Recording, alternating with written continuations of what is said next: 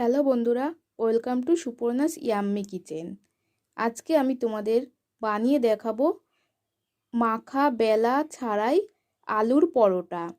কিভাবে এই আলুর পরোটাটি বানাবেন তার একটি সহজ রেসিপি নিয়ে এসেছি। আপনারা দেখতেই পাচ্ছেন এই আলুর পরোটাটি বাসি হলেও এরকম নরম তুলতুলেই থাকবে। তাহলে চলুন বন্ধুরা শুরু করা যাক।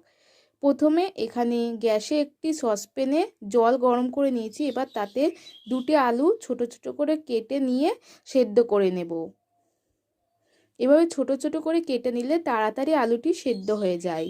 এবার এখানে আমি ময়দার ব্যাটারটি তৈরি করে নেব। তার জন্য এখানে নিয়ে নেব 1.5 কাপ ময়দা। এখানে 200 গ্রাম মতো ময়দা আছে। আর এখানে যতটা ময়দা দিয়েছি ততটাই জল দিয়ে দেব। দিয়ে একটি হ্যান্ড উইক্সের সাহায্যে এরকমভাবে মিশিয়ে নেব।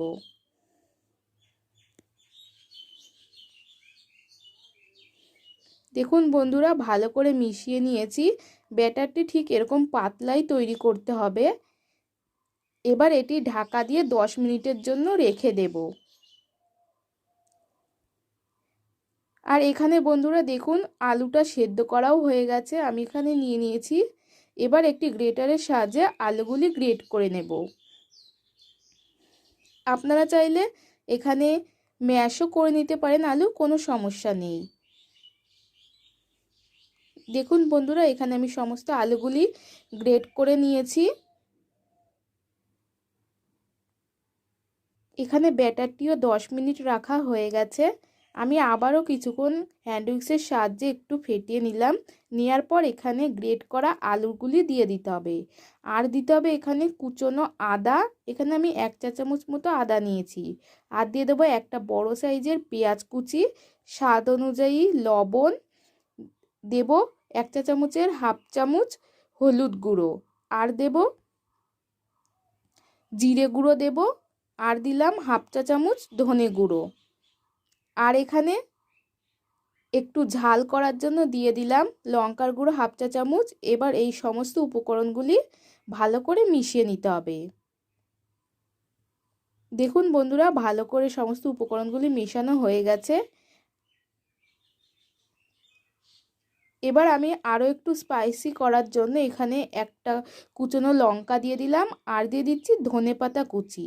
এখানে 2 টেবিল চামচ মতো ধনেপাতা কুচি আছে। এবার এই দুটো উপকরণগুলোকেও খুব ভালো করে মিশিয়ে নেব।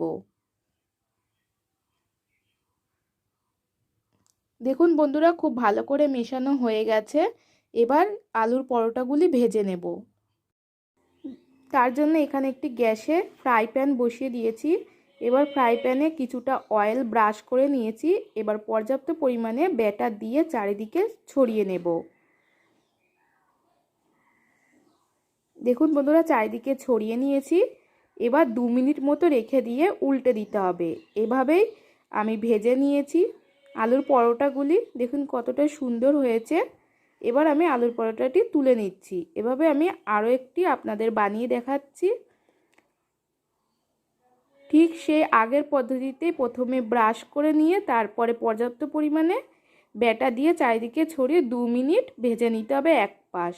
তারপরে 2 মিনিট হয়ে গেলে উল্টে দিতে হবে।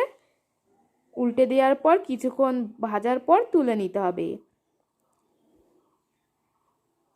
দেখুন বন্ধুরা, এভাবেই আমি সমস্ত আলুর পরোটাগুলি ভেজে নিয়েছি। আপনাদের এই আলুর পরোটাটি কেমন লাগলো কমেন্টে কিন্তু জানাবেন। আর ভালো লেগে থাকলে ভিডিওটিতে একটি লাইক দেবেন। আর যারা নতুন তারা কিন্তু সাবস্ক্রাইব করতে ভুলবেন না।